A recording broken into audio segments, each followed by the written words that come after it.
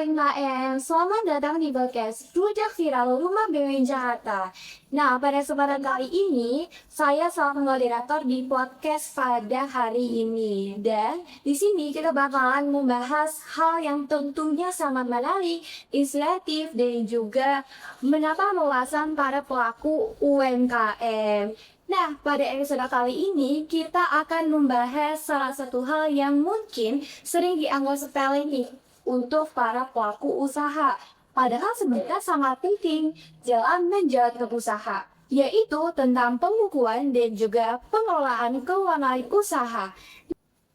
Nah, untuk membahas tersebut, kita di sini akan membahas bersama Pak Judi Yumanto dari Tokezi. Oke, selamat datang Pak. Terima kasih sudah datang di Rumah BW Jakarta. Bagaimana Pak kabarnya? Baik, alhamdulillah baik. Dan abasnya lu? Dengan Mbak Nazwa. Mbak Najwa. Ya, terima kasih Mbak Najwa. Saya diundang di Rujak Viral sebagai warna daripada Tokezi. Oke, nah nih Pak, sebelum kita jauh nih Pak, kita nanti bakalan bahas tentang pembukuan, terus juga tentang pencatatan. Mungkin Pak Judi Yumanto nih boleh kali ya Pak dikenalkan terlebih dahulu tentang Tokezi itu awal mulanya seperti apa Pak, dan juga ini bergerak di bidang apa, terus awalnya itu Pak Judi Yumanto sampai menggagas adanya Tokezi ini seperti apa Pak? Boleh diceritakan Pak? Iya, terima kasih waktu yang diberikan untuk saya. Jadi awalnya ini seharusnya kita mulai dari sebuah operasi kecil ya. Kemudian kita punya usaha yang bagus itu dari pertua saya. Kita coba kita realisasikan acara kita lah. Keripik kayu ini sistem pertama awalnya kita pakai nama berkas. Jadi berkas snack ini untuk awalnya lahir itu kurang lebih 10 tahun yang lalu. Jadi berkas snack ini kita pasarkan dengan cara sederhana dengan kemasan juga sederhana. Jadi pakai PET plastik berapa, terus pakai stiker di berkas snack itu. Terus kita pasarkan di sekitar rumah kita aja, dari door to door, kalau tetangga ya di komplek kita. Terus kemudian berkembang ke toko-toko kue rumah kita, rumah kita. Alhamdulillah dengan berjalan waktu responnya bagus, itu banyak permintaan sehingga kita mulai berkembang tuh. Nah, setelah kita mulai berkembang, saya berpikir lagi nih gimana untuk kita coba untuk peningkatan, ya kan, mengeluarkan kota kita mencoba masuk ke pasar modern. Jadi pasar modern itu, tapi sebelumnya kita mau di branding dulu gimana ya supaya produk kita ini bisa kena di hati masyarakat itu kan, dari kemasannya, dari mereknya gitu kan, semuanya kita kurasi semua lah, dari mulai kemasannya kita kurasi rasanya seperti apa harus kita tingkatkan kualitas rasanya dan supaya konsumen lebih tertarik lagi. Akhirnya kita lah Tokezi itu kan, kita di branding dari berkas snack, kemudian kita di branding dari Tokezi. Jadi Tokezi itu kepanjangan dari Tokezi Berisi. Supaya enak ke orang aja gitu. Jadi saat itu kami produk impor, padahal bukan, itu produk lokal.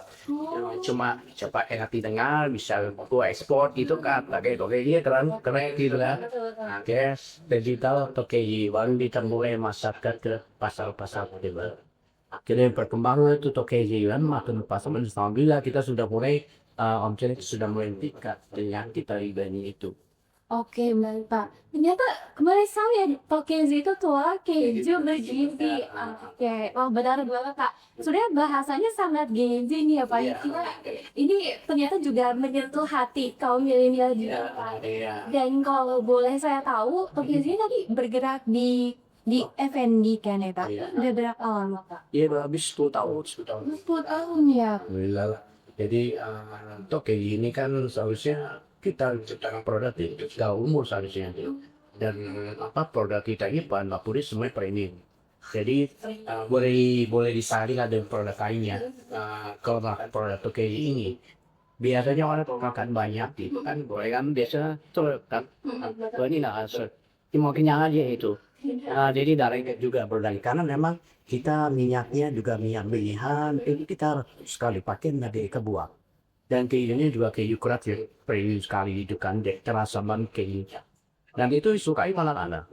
Bahkan orang dewasa bahkan itu dari teman saya juga tuh kaki yang berarti gitu. Kalau dilihat di sini tuh ada packagingnya warna merah dan juga warna di kuning Kak. Boleh dijelaskan mungkin apa yang merah ini apa, yang biru ini Nah, apa? ini packaging cheesesteak ini original. Oh, itu ya. Dari keju warna punya si keju. Nah, terus yang kedua ini adalah kolaborasi antara keju dengan kori. Oh, kornet. Itu kornet. Kita kolaborasi dengan komposisi yang sama gitu. Jadi dua itu dari tangan. Alhamdulillah sampai sekarang bisa berjalan. Ya, alhamdulillah Kak. Oke, semoga Tokizi ini cepat melesat lagi ya Raya Amin. Oke, Ripada, ini Bapak sudah banyak bercerita Pak tentang Tokizi mulai seperti apa sampai sekarang sudah punya Tokizi sekeren ini ya Kak ya Kak. Nah, mungkin kalau misalkan nih Bapak boleh bercerita lagi nih Pak, flashback dari awal Tokizi itu Bapak seperti apa sih mengelola keuangan dalam usaha Tokizi ini? Oh, gitu ya. Jadi dulu kita berkas snack itu emang keuangannya amburadul lah ya. Dengan duit segini dipakai untuk dapur Tokeji, dipakai untuk dapur di rumah gitu kan. Jadi ya pokoknya asal bisa running aja gitu kan. Nah, jadi kita menyesuaikan ini. Kalau di sekarang dia segini, kita produksinya hanya segini. Kan dulu masih kecil loh skopnya gitu kan. Tapi dengan permintaan konsumen meningkat, kita sudah mulai atur-atur tuh kan. Jadi maksud saya tuh keuangan yang dikumpulkan itu benar-benar keuangan untuk khusus lagi gitu kan, bahan baku untuk gaji segala macam gitu kan. Jadi udah ada juga keluar pribadi itu mengambil dari situ kecuali gaji dia. Gaji ditarik jadi gaji benar kita ambil untuk keperluan pribadi. Jadi benar-benar udah boleh dikata pembukaan sudah aktif gitu. Oke Pak, berkaitan dengan pencatatan kebukuan nih Pak. Dari tadi kan Pak Judi waktu itu kan sudah ngerasa nih kalau misalkan ternyata itu udah nggak bilang lagi nih Pak dalam catatan keuangan. Apakah pas Bapak mulai aware tentang hal tersebut tuh apakah Bapak ngerasa struggle atau bagaimana nih Pak dalam mencatat keuangan tersebut?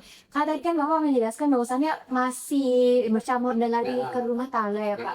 Apakah Bapak memiliki rata-rata sendiri dalam mengelola hal tersebut Kak? Ya, jadi keuangan itu kita untuk kita maksudnya untuk UMKM yang skop yang masih kecil seperti saya ini kita memang harus rapi ya gitu kan. Kan ibaratnya kalau kita nggak ada pembukaan ibaratnya kita jalan dengan mata tertutup kan pasti akan nabrak pada jatuh gitu kan. Dengan kita mencatatkan setiap pengeluaran siap kas untuk kas masuk dan kas keluar itu dengan kita mencatatkan itu alhamdulillah kita bisa mengetahui itu biaya pengeluaran satu bulan ini seperti apa berapa gitu dan sisa kasnya berapa gitu kan. Ya betulnya misalkan kita menjual 20 piece misalnya kan ada 20.000 berarti kan itu harganya pengeluaran itu income-nya itu 400.000 kan. Nah di dalam 400.000 itu kan ya semuanya untung kan ya kan. Di situ ada APP, ada pokok penjualan ya kan, ditambah juga dengan biaya pembelian bahan baku ya kan, ya tepung, telur, keju, kornet gitu kan. Nah terus ditambah juga biaya operasional kan dari karyawan ya kan, bensin, tol dan sebagainya lah gitu. Itu kan semuanya harus masuk dalam kas keluar gitu kan. Nah jadi nanti dari sisa antara kas masuk dengan kas keluar nanti jadi sisa kas, jadi itu keuntungannya kita dapatkan seperti itu. Sederhana aja kok ini kok gitu kan, kas masuk sama kas keluar ini udah dengan sisa kas sudah selesai. Kita memang masih manual sih memang. Oke Pak, oke. Sebetulnya kalau misalkan kita lihat juga nih, Pak, kayak UMKM itu kan masih kayak berpikir apalagi UMKM baru ya Pak, itu kan mereka masih usahanya masih kecil banget nih ya Pak. Nah, terkadang hal tersebut itu justru diabaikan nih Pak. Nah, boleh kali ya Pak, dari Pak Judi Wulandoni sendiri kayak kasih tips gitu. Kayak ini tuh ternyata penting gitu, pembukaan itu ternyata seperti itu loh gitu. Iya, memang kadang-kadang kita tuh keabaikan gini contohnya kan, kalau setiap ada apa pengeluaran itu cepat dicatat gitu kan, cepat dicatat misalkan beli bensin catat, beli apa catat gitu kan, supaya apa? Supaya nanti pada kehidupan terakhir itu jadi kita nggak ini ya, nggak ini duit kemarin gitu, tiba-tiba hilang gitu kan, ini beli apa ya gitu, tak lupa mereka setiap ada pengeluaran atau pemasukan tuh harus dicatat pada hari itu juga gitu kan, walaupun kita lagi luar tapi kita catat aja di note di handphone atau di mana, nanti pas sampai rumah baru kita masukkan ke pembukuan. Oke, Pak. Nah, tadi kan Pak Junior itu udah ngejelasin kalau misalkan tips and trick cara pembuangan itu seperti apa. Tapi boleh kita tahu nggak ya Pak, dari pengalaman pribadi Pak Junior atau ini apakah Bapak punya benar-benar pengalaman dalam menulis buku tersebut nih Pak? Apalagi kan tadi Bapak udah 10 tahun ya, Iya. itu udah sangat lama sekali ya Pak. Ya itu memang 10 tahun dah digabung dari yang masih kecil ya gitu ya. Iya, jadi gini kalau kita di pembukuan biasanya kalau kita sudah lama tuh sih polanya udah temu tuh polanya. Kira-kira sebulan ya berapa gitu kan. Cash flow kita tuh jangan sampai negatif gitu kan. Nah, pada saat di akhir ternyata kita dapat pesanan kita nggak bisa produksi. Nah, itu namanya negatif tuh. Jadi dia udah nggak ada gitu kan. Maka itu dengan kita sudah rutin ya melakukan di cash flow yang positif, setiap bulan itu kita bisa memperkirakan habis dananya berapa, pengeluaran harus berapa ya, termasuk beli bahan baku, gaji itu udah tahu berapa. Nah, tapi kan setiap penjualan itu ada yang bayarnya nggak cash, bayarnya konsignasi. Jadi bulan depan perlu dibayar. Jadi misalnya sebulan nih kita biaya operasional berikut gaji, berikut bahan baku itu biasanya 30 juta ya. Kita harus nyiapin 60 juta supaya kita nggak ada cash flow yang negatif itu di channel itu. Ya. Karena kalau misalnya cash flow negatif berarti kita nggak bisa produksi lagi, berhenti setelah kita order itu. Maka itu dengan pengalaman itu saya selalu menyediakan cash flow itu pasti misalkan overheadnya sebulan itu 30 juta, saya pasti menyediakan 20 juta. Supaya apa? Supaya karena penjualannya pada bulan, misalkan bulan ini ya, kita bulan Agustus, itu akan dibayar bulan September gitu loh. Nah, otomatis kita nggak duit kasih hanya jual tapi nggak mengaturkan karena konsignasi. Nah, itu deh yang menghandle, mengantisipasi ya supaya kita nggak kekurangan dana sehingga cash flow kita selalu positif terus. Nah, karena banyak orang yang nggak memikirkan tentang itu sehingga dia pada saat di akhir nggak bisa duit, akhirnya minjem dia. Nah, itu yang dapat dulu gitu kan. Alhamdulillah itu berdasarkan pengalaman lah hadirnya kita tahu lah pola-polanya untuk cash flow-nya tiap bulan itu seperti apa, pengeluarannya berapa, pemakan berapa, jadi kita tahu ini dan bisa kita antisipasi. Oke, Pak. Oke, berkaitan dengan cash flow, gimana? Bapak kan banyak video soal cash flow, Kak. Apalagi tadi Bapak bilang kalau misalnya kita habis keluarin uang nih harus segera tercatat nih. Nah, boleh kasih tahu kali ya Pak, cara Bapak nyatet itu menggunakan apa? Terus juga, apalagi kalau misalnya ibu-ibu ini biasanya kan belanja di pasar ya Pak ya. Ada kayak struknya entah indah kemana, terus juga belanja pasar lupa bawa handphone, lupa juga nih riwayat transaksinya itu udah tercatat. Mungkin Bapak punya tips untuk hal tersebut Pak? Jadi gini, kalau saya biasanya saya datang kalau komunitas kan udah ada orangnya. Iya. Kami alhamdulillah nih tadi berdua sekarang udah bersepuluh. Jadi front office-nya tuh ada, yang office itu ada 4 orang. Iya. Terus yang produksi itu ada 6 orang. Itu nah 4 orang produksi, 7 orang yang 5 orang produksi, yang 2 orang sales ngantar barang kualitas gitu kan. Nah itu tadi aku tanya. Bapak menggunakan apa gitu Untuk apa? untuk mencari cash flow Oh iya, tersebut? jadi begini, makanya itu cash flow itu misalkan saya nih beli bensin ya, Iya. dia ada buat aku saya foto tuh, saya kira nggak punya kuat, supaya nggak lupa bisa foto gitu kan, jadi kemudian saya nggak lupa, mereka udah tugas ya pengukuran nyari tiap apa, jadi setiap yang keluar itu mereka selain ada pun mereka foto dulu tuh, jangan kita beli apa, foto dulu kirim ke bagian pembukaan tuh saya kan namanya Bu Sulis ya, saya kirim ke Bu Sulis, nanti Bu Sulis dari catat, nanti umumnya saya kasih bonnya, gitu. Jadi untuk menghindari apa yang tidak lebih patah dari 4 atau 5 gitu aja sih. kondisi ya. Oke, mantap.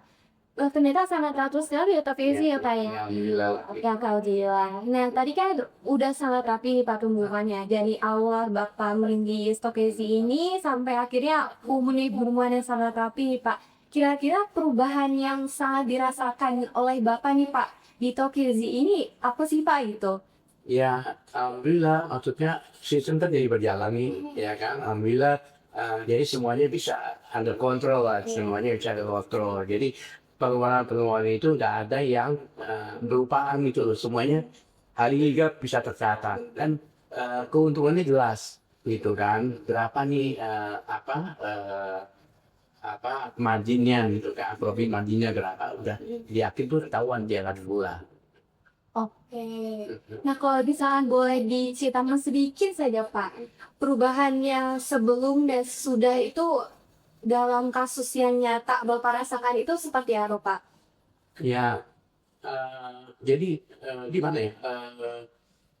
Jadi maksudnya ini omset meningkat di Iya. kelas ya, omset meningkat, terus kita bisa mengelola keuangan itu baik gitu kan ya. Jadi maksudnya tidak ada istilahnya kehabisan uang, nggak ada, nggak negatif cost, nggak ada kita. Alhamdulillah kita berjalan sesuai dengan apa yang kita inginkan. Jadi benar-benar schedule kita untuk penjualan itu produk ini itu sesuai dengan target kita gitu kan. Alhamdulillah dengan begitu kita bisa menciptakan efisiensi dan efektivitas baik dalam keuangan, dalam bekerja juga gitu kan. Oke, terkait dengan itu berarti bukan hanya sekedar minus-minusnya aja ya, Pak. Berarti kita juga dapat uang efisiensi dari Iya, segi iya. tenaga, Iya, tenaga sendiri. iya seperti itu. Ternyata sangat berimbas itu ya, Pak. Iya, Oke. iya, alhamdulillah lah, gitu kan. Oke. Oke, baik, Pak. Nah, kalau misalnya melihat dari pengalaman Bapak nih, Pak, menurut Bapak kesalahan apa sih yang paling sering dilakukan oleh UMKM dalam hal pembukuan nih, Pak? Yaitu itu kan kesalahan dalam satu ya kan pendanaan. Ya, maksudnya dia tidak bisa memprediksi gitu kan pengeluaran dalam sebulan itu berapa. Ya kan, sehingga pada saat dia produksi gitu kan, terus dia jual ternyata belum dibayar kontinuasi, akhirnya dia tidak bisa produksi lagi karena duitnya mati di luar gitu kan. Dia jadi negatif cash flow. Nah, itu maksudnya seperti itu satu. Kedua yaitu itu 9 tiap ada pengeluaran atau pemasukan mereka mencatat gitu kan, sehingga pada saat pencatatan banyak hal-hal yang tidak jelas gitu. Karena datanya nggak ada gitu kan, tiba-tiba misalkan loh ini kok nggak waras sih, masih ada kurang 1 juta, kemana nih ya? Ternyata ada hal yang dia lupa catat pada saat itu. Mungkin dijadi seminggu yang lalu, kan lupa kan, dia lama lupa kan dia kan. Kalau dicatat seminggu yang lalu, terus ada beberapa juga nggak dicatat, akhirnya jumlahku jadi 1 juta, padahal hal kecil. Nah itu kesalahan di situ, karena meremehkan itu. Oke. Nah, berarti hal tersebut juga pernah dilakukan oleh sobat UMKM nih. Nah, menurut Pak Juniato nih, kalau Judiwanto nih Pak, sudah suka sekali sih Pak, tapi ya nggak apa nggak masalah. Iya, kalau misalnya itu udah terjadi nih sama pelaku UMKM kita nih Pak, salah satu pelaku UMKM nih Pak. Nah, hal pertama yang harus dilakukan itu apa sih Pak? Kira-kira kalau misalnya udah terlanjur nyebur nih Pak, ya hal pertama yang harus dilakukan apa nih Pak? Ya harus diaudit lah gitu. Ya diaudit lah, maksudnya dievaluasi ya. Ini apa kok bisa dikenakan nih, pada penjualannya bagus gitu kan. Oh ternyata ada non efisiensi gitu kan. Bisa saja itu ada pemborosan gitu kan. Mungkin gitu kan, mungkin dalam sisi kan banyak dia loh. Ya saya alamin aja cerita kayak misalkan beli bensin kan, kalau kita kadang-kadang benar ada yang ya istilahnya beli bensinnya 100 tapi dia beli cuma 50 gitu kan. Kok baru berapa udah bisa ini bensin, nah kayak gitu-gitu tuh diperhitungkan gitu, kecil itu kan. Jadi kalau beli bensin kita catat kilometernya tuh gitu kok, supaya tahu perjalanan dia kemana aja di. Misalkan udah saya nih misalnya ya, kayak saya oke kamu ke food hall ya, food hall Pondok Indah, food hall Bintaro, terus ke mana? Ke Hypermart, itu nah tuh. Oke, mau beli bensin Pak, oke kamu beli bensin catat ya, kilometernya berapa. Nah, iya, supaya kita tahu bisa efisien, bisa saling mengisi bensin. Dan biasanya sih belinya gampang kan, nanti kita tahu kan ini, dengan kita mengikuti kilometer kita jadi tahu nih, di sini ini bisa berapa hari nih ya, gitu kan, 2 hari, 3 hari, nah, itu. Seperti itulah gitu kan. Jadi bisa mengurangi cost gitu ya, biaya operasional. Berarti hal pertama yang harus dilakukan oleh suatu UMKM kita adalah diaudit dulu ya, apa yang salah. Oke, nah sekarang kita masuk ke hal yang penting juga nih Pak bagi UMKM yaitu tentang akses pembiayaan nih Pak. Nah sebenarnya seberapa penting sih Pak pembukuan dalam membantu UMKM untuk mendapatkan akses pembiayaan atau pinjaman usaha nih Pak? Saya dulu ya. Iya, enggak. Iya, jadi pembiayaan itu penting ya. Saya juga pembiayaan dari BRI itu. Karena ketua kita bagus.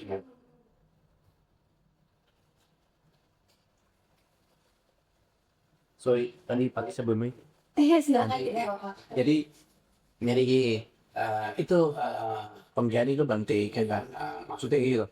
Suatu usaha yang maksudnya profitable ya, itu pasti akan dicari oleh bank gitu kan, untuk memberikan pinjam. Maka itu kita sebisa mungkin membuat cash flow itu bagus gitu dan antara pemasukan terus pengeluarannya terus income-nya gitu kan. Nah itu harus bagus sehingga pada saat kita butuh waktu untuk ekspansi memperluas perusahaan kita atau penjualan kita butuh investasi apa gitu kan. Nah itu kita butuh kepercayaan, ya kan? Butuh cash flow yang baik, sehingga orang bank yang membeli pinjam kita dari yakin gitu kan. Yang pertama itu dari lihat cash flow-nya gitu kan. Cash flow-nya positif atau negatif nih gitu kan. Oh ternyata positif gitu kan. Setelah penjualan berapa, terus pengeluaran berapa, ternyata profitnya segini, oh masih 30% masih oke gitu kan. Sehingga bank bisa berbeda tidak. Kita juga ada pinjaman dari itu. Bank BRI kita ada pinjaman 400 juta. Jadi ya itu kenapa? Karena kita dipercaya dan melihat cash flow kita bagus itu. Oke, berarti ternyata pembukaan ini tuh bukan hanya berguna untuk internal UMKM aja ya Pak ya? Enggak, itu kan. Jadi kalau kita angkat terbatas dengan dana kan ya. Makanya itu untuk mau mengembangkan dana, khususnya BRI itu luar biasa backup UMKM. Jadi BRI itu kan ngapa pelosok kan. Apalagi UMKM dia prioritasin bantu kan. Ya itu lah. Sehingga BRI terlihat ide ini PT Jauh Tokezinya nama brandnya ya. PT-nya itu PT Berkas Snack Indonesia. Oh, ada PT. Ya ada. Tapi PT itu bukan persiapan terbatas, tapi persiapan perorangan. Ya, jadi untuk mereka gitu PT-nya. Jadi PT Berkas Snack ada di. Berkas nih. Lalu baru namanya jadi Tapi berkasnya tetap jalan kita. Jadi yang plastik yang packaging batik ini kan kita tetap supply. Oh, apa ada apa? Ada kita ke play dalamnya. Tapi itu crackers. Tahu kan buat Iya tahu. tidak kamu coba tadi boleh deklarasi pakai kisah itu dapat. Oh. Jadi tapi Oke. Oke, Pak. Nah, itu kita pakai nama berkas. Ada kan bisa beli kayak Harika Citra Snack tuh. Tahu kan Harika Citra Snack itu di mana-mana itu. Coba ada kayak spiral gitunya kita. Dia tuh sebulan pesan 200.000. Nanti kan senang gitu 200.000 sebulan. Berarti memang sudah sangat tipis saya atau ini. Alhamdulillah kita sebulan itu ya masih belum banyak kayak ya 800 CEO adalah pernah kebetulan pernah dibeli 800 CEO. Betul. Oke. Alhamdulillah kan yang penting kan Tokezi ini kan kita yang kehadiran Tokezi di kota kita itu bisa mengajak orang-orang kita untuk bekerja di situ. Jadi kita produksi itu kita pakai tenaga kerja orang-orang yang tidak stabilitas. Jadi dengan keadaan dengan keadaan Tokeki bisa memberdayakan masyarakat sekitar situ. Wah, boleh sekali, Bibi. Ya, alhamdulillah. Oke, baik Pak. Tadi masih berkaitan dengan keuangan tadi, Pak. Nah, kalau misalkan begitu, sebaiknya apa sih yang mulai disiapkan dari UMKM dari sekarang nih, Pak? Agar kalau misalkan nanti tiba-tiba pengen mengajukan pinjaman, mereka kayak nggak disulitkan gitu, Pak. Apa yang harus disiapkan oleh UMKM? Satu produk ya, programnya harus laku di pasar gitu kan. Ya, produknya diambil di pasar dan mereka bisa lihat kan, akan melihat penjualannya berapa itu pastinya. Terus ya cash flow-nya ketemu ke satu pasti disiasat karena dia bisa gini maksudnya sebulan dia profitnya berapa sih, profit marginnya gitu, apa maksudnya net profitnya berapa dari sebulan. Nah sekarang kamu mengaji berapa gitu kan, kalau misalnya kamu mengaji 100 juta terus penghasilan kamu cuma 10 juta mungkin masih mikir dia kan ya, nanti dia lihat gitu kan, tergantung gitu kan kamu sebulan bisa menghasilkan profit berapa, cash flow-nya harus positif ya, tuh dilihat tuh cash flow-nya positif, terus omset sebulan berapa gitu kan. Nah dari situ akan lihat nanti kita dapat ininya berapa, itu jadi pertimbangan dari bank tersebutnya akan memberikan dia mas. Oke.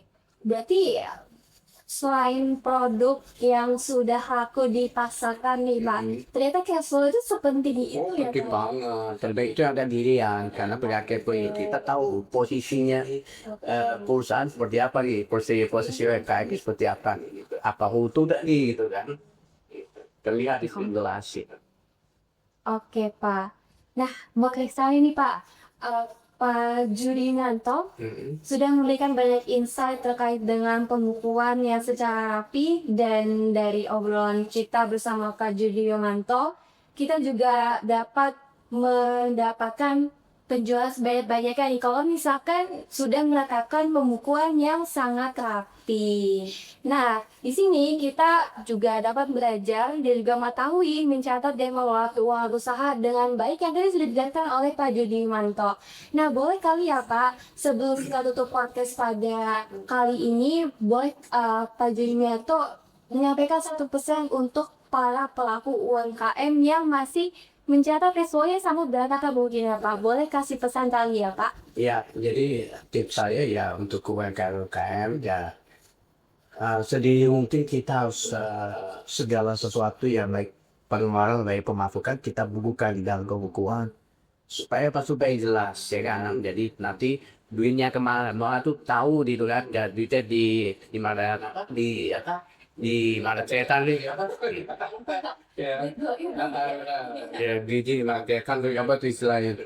Jadi benar-benar harus tercatat supaya jelas itu kan duitnya nanti kemana tuh jelas itu, nanti ini usaha ini rugian enggak gitu kan, IKF-nya positif atau negatif itu jelas gitu kan, karena semuanya tercatat gitu kan, pemasukan dari jualan, pengeluaran, itu kan biaya operasional dari karyawan, bensin, tol, semua tidak, walaupun berapa 1.000 per akun 5 per tercatat gitu kan itu supaya menjadi good habit ya, kebiasaan baik ya, supaya jadi kalau misalkan mengalami keuntungan bisa tahu keuntungan itu berapa ya kan, kalau mengalami kerugian itu berapa bisa tahu semua. Tiga, yang kita misalkan mengalami kerugian kita akan evaluasi dengan ke belakang, ke belakang apa yang bikin rugi pada penjualan kita cukup baik gitu. Oh ternyata kita boros di operasional gitu kan. Kadang-kadang pergi itu kan, misalnya duit 800 udah penjualan 800 kok udah untung di sini kok ini kok keluarnya 900 di mana ini ya. Oh ternyata di operasional kita terlalu boros sih betul. Mungkin kita sering jadi karena aktif lagi kita kadang-kadang kalau mau ikut bahasa sudah makin kita perhitungan juga tuh kan ya kan, bahasa itu kita target kita kalau kita mau tuh menjual berapa bungkus gitu kan, terus itu tuh SPG-nya berapa orang, jangan sampai kita pasang SPG penjualan kita cuma berapa gitu kan, tidak sesuai kita untuk bayar SPG ini berarti akhirnya merugi gitu kan. stay tutor di perhitungan kami. Jadi kita kalau bahasa lihat dulu di Oke. Oh iya Pak, mungkin boleh satu saya lagi ya Pak ya. Tadi kan Pak Bapak sempat menyinggung soal bazar ya Pak. Apalagi kalau misalkan kita lihat sekarang banyak sekali ya bazar ya Pak. Entah itu bazar di acara tari, entah itu bazar di acara apa dari bank-bank dan lain sebagainya. Nah, pelaku UMKM itu kadang juga ngerasa kayak kalau misalkan nggak ikut ini nanti ketinggalan nih usaha saya gitu. Jadi kayak ada jiwa-jiwa FOMO untuk ikut di bazar tersebut. Nah, menurut Bapak, seberapa penting sih Pak untuk menahan rasa tersebut gitu? Apakah seberapa penting untuk ikut bazar untuk mempromosikan usahanya atau seperti apa nih Pak? Boleh. ya jadi gini kan tergantung kita nih kan kalau kita masih butuh promosi itu nah ya kita harus ikut basah cuma diminimize gitu kan kadang-kadang saya ikut basah kayak mau dinas bidang tuh bangun jadi nggak usah perlu nggak kita cash lagi kan bayar kan sehari 40.000 buat dari 500 ya kan sewa tempat udah dapat gitu kan ternyata kejual cuma berapa cuma 100 kali misalnya 20.000 2 juta ya kan sedang kita pengeluaran udah lebih dari 2 juta kenapa negatif tinggal tujuan kita apa mau promosi oke kami jalanlah kalau untuk promosi tapi kalau untuk cari untung kita mikir lagi kita kan mikir lagi kita harus istilahnya harus dicat dulu nih oh untuk kalau itu di mana ya berarti kita untuk lebih dari 2 juta ya nah cekel sendiri 2 juta kenapa overhead kita di masa 2 juta nah berarti kita harus 4 juta lah sebenarnya gitu supaya kita bisa untuk itu deliver gitu. Oke, oke, itu dia ya pesan dari Pak Judimanto untuk para pelaku UMKM Rumah Daerah Jakarta. Terima kasih banyak ya Pak atas sharing yang sangat inspiratif kepada kami Pak. Semoga usaha Bapak itu Tokaizi dan kita ya berkah snack ya Pak. Oke, semakin melesat ya Pak usahanya ya Pak. Terima kasih lagi kepada Kak Judimanto telah meluangkan waktunya pada podcast Rujak Viral kali ini. Oke, Sobat UMKM, jangan lupa untuk ikuti konten-konten podcast Rujak Viral Rumah BUMN selanjutnya karena masih banyak sekali nih konten menarik dan juga insight yang akan didapatkan oleh para UMKM sekalian. Oke, saya Nazwa Rahma, selaku moderator pada hari ini. Pamit undur diri. Selamat siang.